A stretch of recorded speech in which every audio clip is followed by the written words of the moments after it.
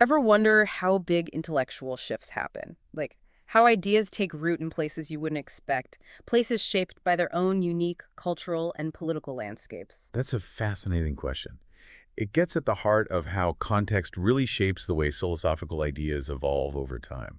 Exactly. And today we're going deep into one of those unexpected landscapes, Al-Andalus. That's the medieval Iberian Peninsula, for folks who might not be familiar. And our guide is a philosopher named Ibn Bâjja, known in Latin as Avempes. What makes him so interesting is that philosophy bloomed kind of late in this region, later than the East, but it flourished within these Muslim and Jewish communities united by their Arabic intellectual heritage. Yeah, you can definitely see how that shared intellectual space built on all those Greek texts translated into Arabic would have been a fertile ground for new philosophical thinking. Totally. But here's the thing that always gets me.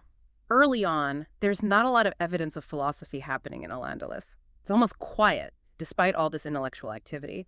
Even a scholar like Abu al-Qasim Sayyid ibn Said, who is pretty thorough in documenting the sciences of the 11th century, doesn't have much to say about philosophy there. Huh, that's a curious gap. Makes you think maybe philosophy was kind of woven into other intellectual pursuits back then, or maybe it just emerged more gradually as a distinct field. That's a really good point. But here's where things get really interesting. A period of huge upheaval called the Fitna hits Al-Andalus between 1009 and 1031. It marks the collapse of the Cordovan Caliphate. And out of that chaos, these smaller kingdoms, the Taifi kingdoms, pop up, places like Saragossa. And these places, seen as kind of peripheral before, become havens for scholars. Oh, wow. So out of political fragmentation, you see these new centers of intellectual innovation popping up. A good reminder that progress isn't always tied to centralized power. Sometimes the most exciting stuff happens on the edges. That's it, exactly. And in the middle of this blossoming in Saragossa, you have Ibn Bajjah. He's right there, interacting with the rulers and engaging in this vibrant intellectual scene. It's crucial to understand that context, the political and historical backdrop, to really grasp his philosophical contributions. How did his time influence the very questions he was grappling with? That's what we're here to do, to dive deep into not just the history of philosophy in Al-Andalus, but how a mind like Ibn Bajjah's engaged with and expanded on the classical tradition. And we think there's a lot here that'll spark some aha moments for anyone who loves philosophy. Definitely. It's a chapter in the history of philosophy that deserves way more attention. It's going to be fascinating. All right, so let's start with the man himself, Ibn Bajjah, or as he's known in the West, of Vempes. Born in Saragossa before 1085, his life unfolds during this super dynamic time when the Banu Hud kingdom rules Saragossa. Ah, yes, the Banu Hud. They made Saragossa a major cultural hub, especially under Yusuf al-Mutamin ibn Hud. He was a ruler with a real passion for knowledge, especially math, and his patronage must have created a stimulating environment for someone like Ibn Bajjah. Totally. Yusuf al-Mutamin, who ruled until 1085, was a serious scholar himself. He nurtured the intellectual life of the city. Ibn Bajjah even served under his successor, Al-Mustayn II in Ibn Hud. And he praised the emir in his poetry, which suggests they were pretty close. That kind of connection between thinkers and rulers was pretty common back then. It makes sense.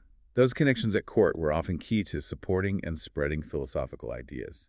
Having a ruler who backs you could open doors to resources and give you a platform. For sure. After Al-Mustayn II, there was a brief period under Imad Adala ibn Hud. He was quickly overthrown in 1110 by the Almoravid Sultan Ali ibn Yusuf ibn Tashfin. That was a big shift in power dynamics. Yeah, the Almoravids came in with their own ideas, which probably created some uncertainty for the scholars. You'd think so, right? But interestingly, Ibn Bajjah connected with the Almoravid governor of the East, Abu Bakr Ali ibn Ibrahim as-Sarawi, also known as Ibn Tufilwit. Ibn Bajjah wrote poetry praising him. And apparently, Ibn Tufilwit was so impressed that he showered him with rewards and even made him his vizier. Wow, so even with a new ruling dynasty, he managed to hold a prominent position. It seems his intellectual and administrative skills were highly valued, regardless of who was in charge. For a while, yes, but things weren't always smooth sailing. He actually ended up imprisoned for a time by the deposed Imad Abdallah ibn Hud. Maybe it was during some kind of diplomatic mission that went wrong. And later, he faced imprisonment again under Abu Ishaq Ibrahim ibn Yusuf ibn Tashurfin, another Almoravid figure. Sounds like being a philosopher in those days wasn't all about quiet contemplation. He had to navigate the complexities of court life and political power. What do we know about why he was imprisoned that second time? Well, there are a couple of theories. One is that he had this huge rivalry going on with a well-known physician named Abu Lalazur. His son was also a physician serving Ibrahim, and there was documented bad blood between Ibn Bajjah and the elder Zur. The other possible reason was that he was portrayed unfavorably in a poetry anthology by a courtier named Ibn Khakan. This guy basically trashed his poetry and even accused him of plagiarism. So the court of Ibrahim ibn Yusuf wasn't exactly the most supportive environment for Ibn Bajjah.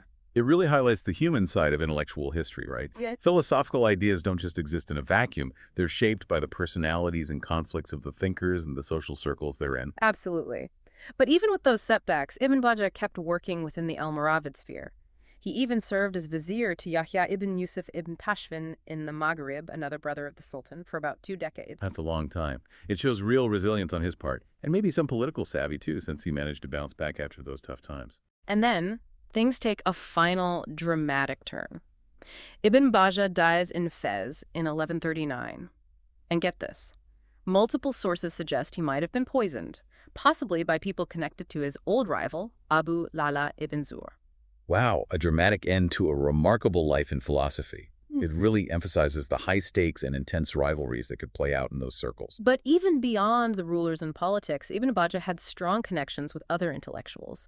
He had these philosophical correspondences with figures like Abu Jafar Yusuf ibn Hazdeh and Abu Hassan Ali ibn Abdulaziz ibn al-Imam al-Ansari. They exchanged ideas, helped each other refine their thinking.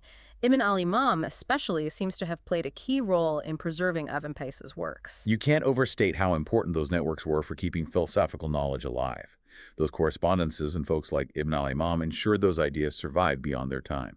Exactly, and a lot of his major works have survived in manuscripts, some even in Ibn al-Imam's own handwriting. He painstakingly copied and protected them, even taking them with him when he moved east later on. It's like a direct link to the intellectual world back then. So just for that overview of his life, you can see Ibn Bajjah as a philosopher completely interwoven with the political and intellectual landscape of his era. He experienced both the benefits and the risks of being so engaged. And all of that is essential to keep in mind as we look at his philosophical ideas. Right. So let's shift gears and dive into how Ibn Bajjah thought about the foundations of the sciences. As we mentioned, Al-Farabi was a big influence here. Al-Farabi's systematic approach to classifying knowledge was hugely important for Islamic philosophers who came after him. Understanding how Ibn Bajjah related to that framework will help us see what he was trying to do. Definitely. A scholar named Al-Alawi proposed this three-stage model of Ibn Bajjah's intellectual development. It's based on a letter Ibn Bajjah wrote. So the first stage was all about math, music, and astronomy. Then the second stage moved into natural philosophy. And the final stage was ethics and metaphysics, which you see in his later works, like Rule of the Solitary. This progression from the more abstract to the applied and then to ultimate reality is a pretty common path for philosophers. Yeah, you see that a lot. It suggests a very deliberate and systematic way of building his knowledge. He lays the groundwork in the more precise sciences before tackling the complexities of ethics and metaphysics. Exactly. And, like Al-Farabi, Ibn Bajjah wrote commentaries on these foundational texts in logic, including Al-Farabi's summaries of Aristotle's categories and Porphyry's Isago. We have manuscripts with his annotations, which show how closely he engaged with these core texts of the Organon, the basic tools of Aristotelian logic. And in those commentaries, his focus on tasawwur, forming concepts, and tasdik, the act of accepting something as true, really highlights how he was concerned with the very building blocks of how we know things. Like, how do we even begin to understand something? And how do we determine if it's true? He really digs into Al-Farabi's 5 sections on logic, which is like a guide to the whole field. And Ibn Pace stresses the importance of using precise language within each discipline. He points out that a single word can mean different things in everyday speech versus within a specific field.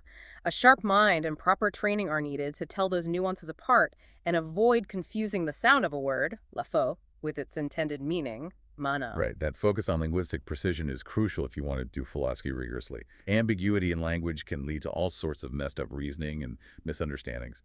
In the section dealing with Aristotle's topics, he veers a little from Al-Farabi's emphasis on knowledge gained through argument and intuition.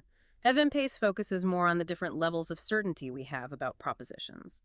He notices that people often don't distinguish between these levels and can be more convinced by an argument that sounds smart, even if it's built on shaky ground. For a philosopher, understanding those degrees of certainty is crucial. Absolutely. That's a great point about epistemology, too. Just because an argument sounds convincing doesn't mean it's actually true. A good philosopher needs to be tuned into those different levels of what justifies belief. Then, in the section on Aristotle's categories, he acknowledges the difference between essential and accidental properties. But again, he ties it back to how we form concepts and assent to them. He says that both philosophers and practitioners should prioritize understanding and conceptualizing the essence of something, even though those accidental and essential properties might seem to overlap in our experience. And that focus on essence is a big part of what philosophy is all about, right? Trying to get at the core of what makes something what it is, apart from any of its contingent properties. Precisely. In the fourth section, which tackles the different meanings of prior and posterior, Avempes sees Alfarabi's categorization priority in time, in nature, in precedence, in excellence, and as cause to effect, as a key to understanding how words can be used in multiple ways. He especially focuses on precedence, excellence, and cause because they directly affect how we form concepts and assent to them. For instance, he argues that conceptualizing something that's prior and precedence actually makes it easier to understand and remember, which then aids in assenting to it.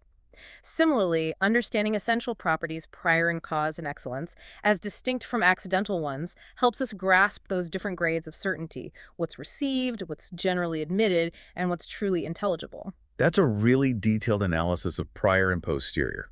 It shows how committed he was to clarifying the logical relationships between concepts and how those relationships affect the reliability of our knowledge. And finally, in the fifth section, related to Aristotle's De Interpretatione, Evimpes connects Alfarabi's distinction between the simple and composite expressions to the structure of scientific knowledge. He argues that a student needs to be able to identify the signs of terms, dalal, to properly grasp the meanings within a given discipline. For him, science is about deriving concepts from meanings, not just memorizing terms. He believes that the inability to discern these signs, often stifled from a young age, is a major obstacle to learning.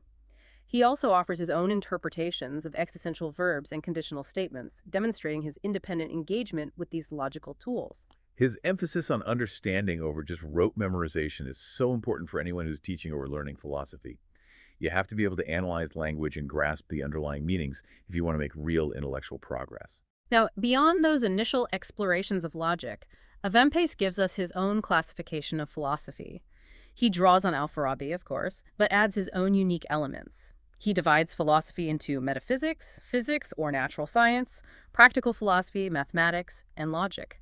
His main criteria for defining a philosophical discipline are the certainty of the knowledge it produces and its universal scope. That breakdown into theoretical and practical branches was pretty standard in classical and medieval philosophy. It reflects the idea that philosophy tries to understand both the world as it is and how we ought to act within it. He defines metaphysics as the study of ultimate causes, of those things that are neither physical bodies nor exist within a body. Physics, or natural science, looks at natural bodies that exist independently of human will. Practical philosophy, which he calls voluntary science, is about things that are brought about by human choices and actions. Mathematics, which deals with entities abstracted from matter but still have number and measure, includes arithmetic, geometry, optics, astronomy, music, mechanics, and the science of devices. Basically, applied math focused on practical stuff. That science of devices is particularly interesting. It shows that he saw the practical applications of math in things like engineering and technology. It's not always explicitly mentioned in how philosophy is categorized. And lastly, logic, according to Avempes, examines the properties that things acquire within the human mind. He views it as a tool for understanding truth. While acknowledging the idea that logic is just a tool, he argues that since those mental properties really exist, logic can be considered both a tool and a part of philosophy itself. That double role of logic, as both a tool for doing philosophy and a subject of philosophical inquiry, has been debated throughout history. And here's a key distinction he makes that's important for philosophers. Because philosophy relies on the demonstrative syllogism, Burhan, to reach certain knowledge, not every field that uses syllogistic reasoning counts as philosophy. He specifically lists dialectic, sophistry, rhetoric, and poetics as non-philosophical arts. Dialectic relies on opinion, sophistry aims to deceive, and he places rhetoric and poetics within the domain of logic, but he separates them from demonstrative science. Those arts use syllogisms to persuade, but not necessarily to reach truth, whereas philosophy aims for both. That distinction really shows how much Pace valued the rigor of philosophical inquiry. For him, the search for certainty through demonstrative reasoning is central to what real philosophy is all about. He also addresses practical arts like medicine and agriculture. Following Al-Farabi, he calls them practical arts because even though they might use syllogisms, their main goal is action, not conviction or inference. He says medical knowledge, for example, is largely based on tajriba, or experience, and through deliberate human action, experience can lead to universal propositions. However, he ranks the certainty of that kind of knowledge below the first principles that are grasped directly by the intellect. It's interesting that he recognizes experience as a legitimate way to gain knowledge, even if it's not as certain. That's especially important for fields like medicine, where empirical observation is key. Finally, in his introduction to the Book of Animals, he further refines his classification. He puts the study of animals within natural philosophy, which itself falls under theoretical philosophy. He emphasizes the foundational principles, concepts, and ascents, and the problem statements for inquiry that define theoretical sciences. He also discusses how different sciences rely on the senses to different degrees, from geometry and arithmetic, which don't meet sensory input, to mechanics and optics, which use remote common sensibles, and then astronomy, which directly observes tangible objects to figure out their underlying causes. It's a pretty sophisticated system, this hierarchy of sciences based on their principles, methods, and how much they rely on sensory data. It shows a deep understanding of how the different areas of knowledge are connected and distinct. Okay, let's shift gears again and look closer at Avempace's contributions to logic, the essential toolkit for any philosopher. As we've mentioned, he wrote extensive commentaries on Al-Farabi's works on logic, including those summaries of Aristotle's categories, De Interpretatione, and First Analytics. Given how influential Al-Farabi was in shaping logical thought within Islamic philosophy, Ibn Bajjah's deep engagement with those texts would have been crucial for how logic developed in Al-Andalus. A big theme in his analysis of logic is this distinction between sound, lafo, and meaning, mana. He emphasizes that when we're talking about subject and predicate in logic, we should be thinking about the underlying meanings, whether they're universal concepts or individual things, rather than just the words we use to represent them. Following Al-Farabi, he categorizes the universal parts of a sentence into simple elements: genus, species, specific difference, property, and accident and composite elements, definition, description, and restricted composition. That's classic logic, breaking down language to get at those fundamental relationships between concepts. It's all about making sure our words accurately represent what we're thinking, which is essential for good reasoning. In his commentary on Al-Farabi's summary of Porphyry's Isagoge, Avempace goes further into this concept of meaning, distinguishing between intelligibles, maklat, and individuals. He looks at Aristotle's definition of the universal, that which is by its nature predicated of more than one thing. And he gives us two interpretations, which is great for us philosophy nerds. The first focuses on actual resemblance between similar individuals existing at one and the same time.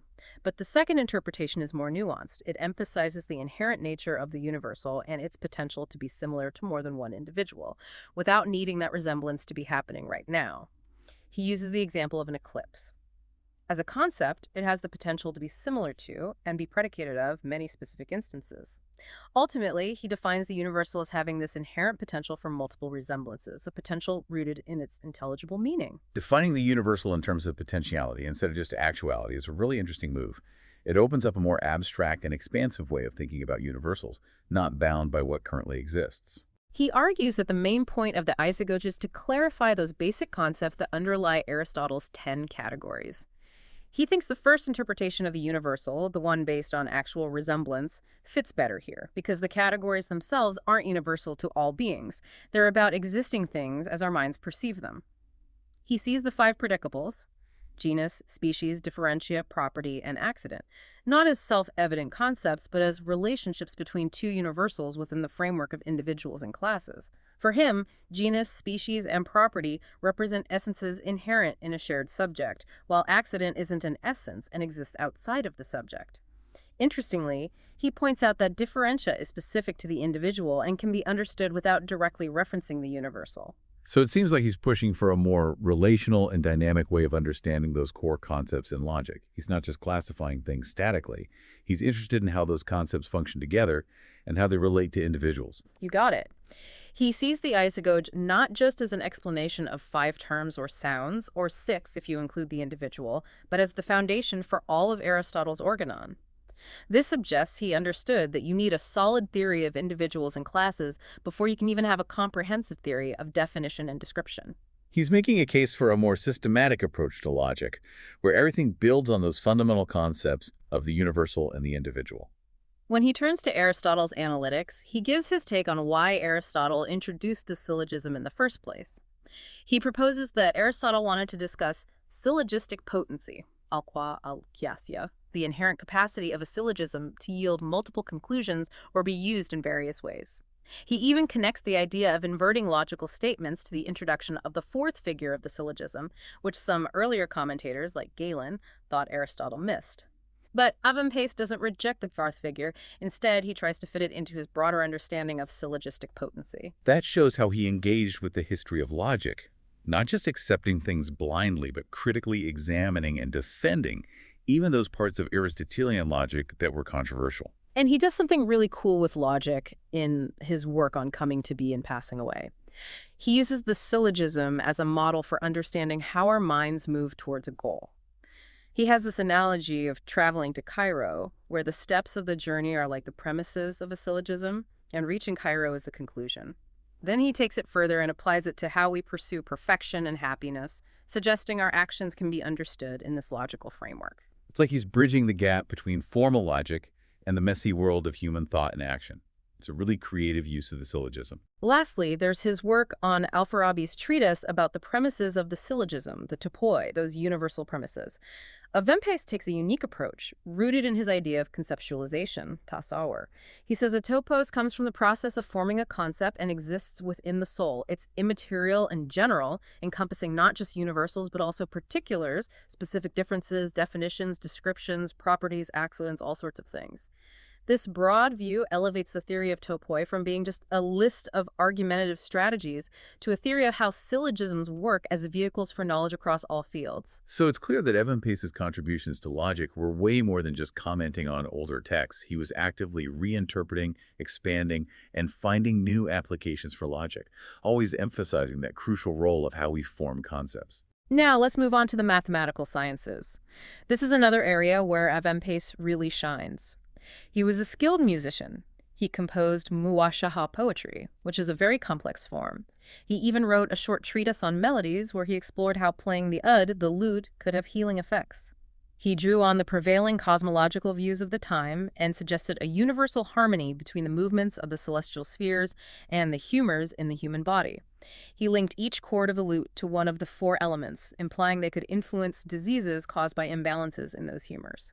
That idea of connecting music, cosmology, and medicine is fascinating. It reflects a worldview where everything was interconnected with different areas of knowledge influencing each other. He also critically engaged with the astronomy of his time. In a letter to Abu Ja'far Yusuf ibn Hasdeh, he criticizes the astronomer Az-Zarqal for what he saw as misunderstanding Ptolemy's astronomy. Specifically, he took issue with how Az-Zarqal calculated the apogee of Mercury. And it's interesting because Az-Zarqal's calculation was actually closer to the true value than Ptolemy's. But Avempace was more concerned with the method used. That speaks volumes about how scientific debates worked back then. Even when challenging big names like Ptolemy, the focus was often on whether the method was sound, not just if the answer was right. And there's more. His correspondence with Abu Zayd Abdurrahman ibn Said al-Muhandis about Apollonius's conic sections shows that he was into advanced math. It suggests both Avempace and Ibn Said were doing innovative work on warped surfaces formed by intersecting conic and non-conic sections. That's a field mathematicians like Ahmed Jabbar would explore much later. His interest in conic sections and warped surfaces shows a really sophisticated understanding of geometry. He was pushing the boundaries of mathematical knowledge, exploring how to describe and analyze complex shapes. All right, let's delve into his natural philosophy now, his take on the physical world and the idea of necessity. He wrote commentaries on some key works by Aristotle in this area, including physics, coming to be and passing away, and meteorology. For his commentary on meteorology, he used an altered version attributed to Yahya ibn al-Batrik. That's a good reminder of how important the history of these texts is. Different translations and versions could have subtle differences that affect how they're interpreted. Avempes defines physics as a theoretical science that deals with natural bodies. These are things we understand primarily through our senses, but you need a good foundation in math and logic to really grasp them. In his commentary on Aristotle's physics, he presents some really insightful ideas about motion. He introduces this concept of power that's different from Aristotle's dynamis. He sees it as a mechanical force that can combine with or work against other forces. He also develops ideas about violent motion and the concept of exhaustion, arguing that anybody moved violently generates a force in the opposite direction, and the initial force will eventually wear out. That sounds like he's moving towards a more mechanistic understanding of force and motion, stepping away from Aristotle's more qualitative framework. It almost foreshadows later developments in physics. And here's a big one. He tackles the whole debate about motion in a void. Aristotle completely rejected the possibility, but Avempace, kind of echoing John Philoponus, argues that a surrounding medium isn't necessary for motion itself. He sees it as a source of resistance. He uses the movement of celestial spheres as evidence for the possibility of motion without resistance, suggesting their varying speeds are due to differences in the nobility between the mover and the thing being moved. This is a bold challenge to Aristotelian physics. It almost anticipates ideas that Galileo would later develop. Wow, that's a major departure. Saying motion in a void is possible goes against a fundamental principle of Aristotle's physics. It opens up a whole new way of thinking about movement. Sadly, his commentary on Aristotle's On the Heavens is lost. But we do have his commentary on coming to be and passing away.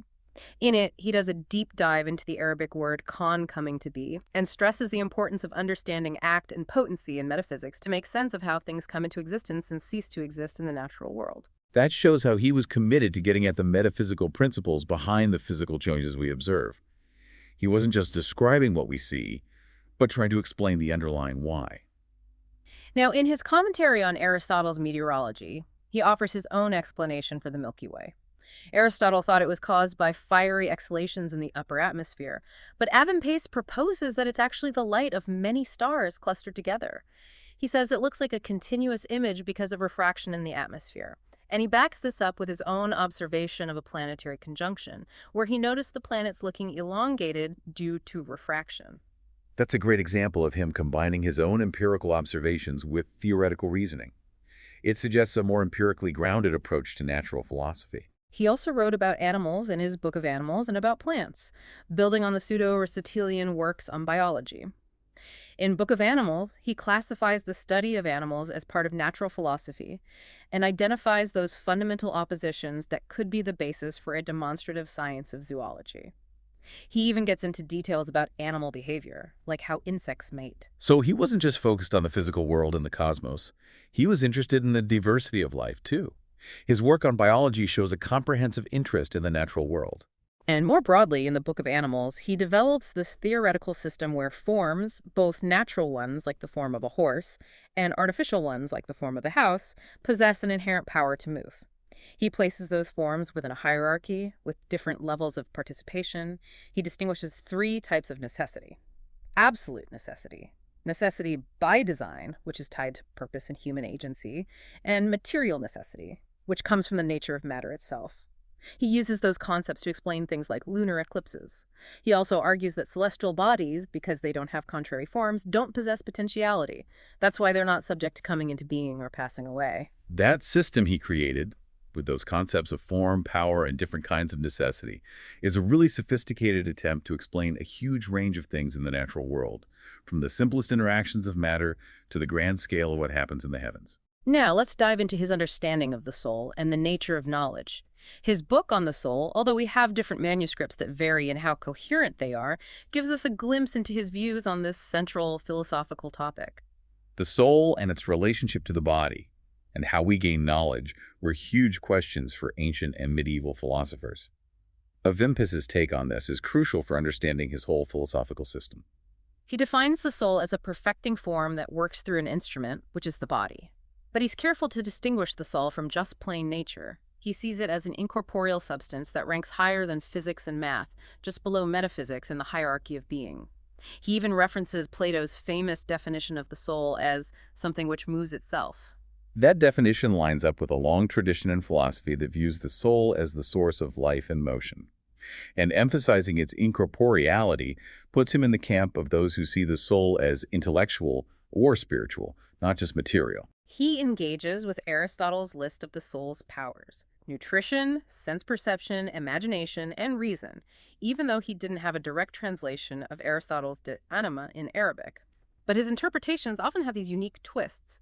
For instance, he defines the imaginative faculty as grasping the ma'ani, the meanings or reasons of things we perceive with our senses. That term ma'ani has roots in Stoic philosophy and Arabic grammar. Interestingly, he thinks even creatures like ants and bees have imagination, which is different from what Aristotle specifically said. That's interesting. He's willing to disagree with Aristotle on some specifics, even while working within his general framework. It shows Avim Pace was an independent thinker, following his own reasoning. When it comes to the rational faculty, he briefly touches on that big question of whether it's actual or potential. He notes it exists in both states, but he doesn't go into detail in this particular work. He introduces the idea of the discursive faculty, al-qawa al-mufakkira, as the power in the soul that connects the subject and the predicate when we reason. That focus on the discursive faculty makes sense. He was clearly interested in how our minds actively construct knowledge through judgment and inference. Avempes argues that the intellect grasps the essence, mon, of things, which he defines as the form separated from its material existence. So, in the act of knowing, the essence and the intellect become one in the subject and two in expression. He also suggests there are these higher intelligibles that are the grounding principles for the intelligibles we encounter in the material world. That implies a hierarchy within the realm of intellect itself. That hierarchical view of intellect and intelligibles is a classic idea in philosophies influenced by Neoplatonism. It's all about those levels of reality, with increasingly abstract and fundamental levels of being and knowing. Lastly, he addresses what happens to the soul after death. He defends Al-Farabi against accusations of denying an afterlife. Ovempes argues that humanity's ability to know intelligibles through introspection is a gift from God that allows the soul to survive in a non-material form even after the body dies. So he's tying his theory of knowledge to those big questions about what happens to us after we die, which has always been a concern for philosophers across different traditions. All right, to wrap up our deep dive, let's look at Evan Pace's ethics and metaphysics, his vision of the good life, and his take on ultimate reality. His key works here are Rule of the Solitary, Farewell Message, and Epistle of Conjunction of Intellect with Man. These are the culmination of his philosophical work, addressing the most fundamental questions about human flourishing and the nature of reality. Al-Farabi had this detailed idea of an ideal city ruled by a philosopher king. Avem Pace takes a different approach. He uses the ideal city as a model that can be applied to the individual soul. He agrees with Plato's distinction between perfect and corrupt forms of government, but his idea of a truly virtuous city is unique. It's not just about the absence of the need for medicine and laws. He also says there wouldn't be any weeds, people with true opinions that contradict the city's beliefs. He doesn't see these weeds as threats that need to be eliminated, like Al-Farabi might have. He sees them as potential sources of correction in imperfect societies, which is a more optimistic perspective. It's interesting how he focuses on the individual's inner life, drawing that parallel between a well-ordered soul and the ideal political community. That's distinctive in his ethical and political philosophy. His Rule of the Solitary is like a guide for spiritual well-being, a regimen sanitatis for the soul, just like Galen's work on physical health. He connects natural science and political science through the idea of form. For Avem Pace, form has this wide-ranging application. It involves the power to move and exists in this hierarchy: physical forms, animal forms, and spiritual forms. He breaks down spiritual forms further into heavenly bodies, the active and acquired intellect, material intelligibles, and ma'ani reasons within the faculties of the soul. He describes how those specific spiritual forms play a crucial role in prophetic revelation, which he sees as a direct receiving from the active intellect, and in Sufi mystical experiences, which he thinks might be mistaken for universal forms.